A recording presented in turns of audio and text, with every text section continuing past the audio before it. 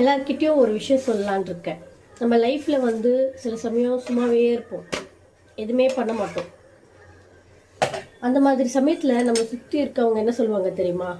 சும்மாவே இருக்கா, வேஸ்ட்டாக இருக்கா, தண்டமாக இருக்கா, இப்படியெல்லாம் சொல்லுவாங்க. சரி, என்னடா இவங்க இப்படியெல்லாம் சொல்கிறாங்களேன்னு சொல்லி நம்ம என்ன பண்ணுவோம்?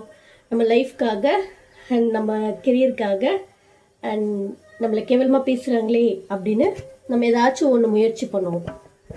ஸ்டார்ட் பண்ணுவோமா? ஸ்டார்ட் பண்ணிவிட்டு அதில் நம்ம கொஞ்சம் பிஸி ஆகிடுவோம் அந்த விஷயத்தில்.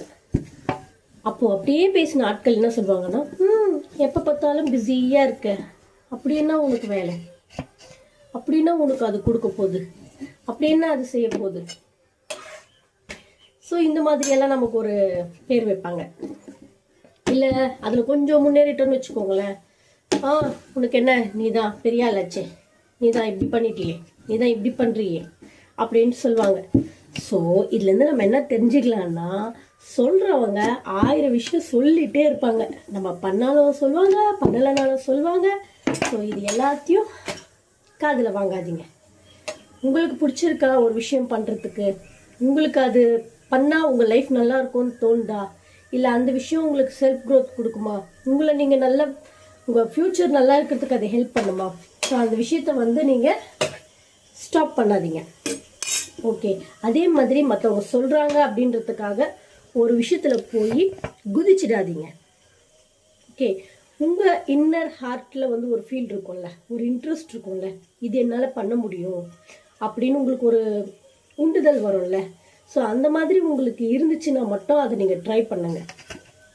ஓகே, இன்றைக்கி நான் யூடியூப் சேனல் ஸ்டார்ட் பண்ணேன்.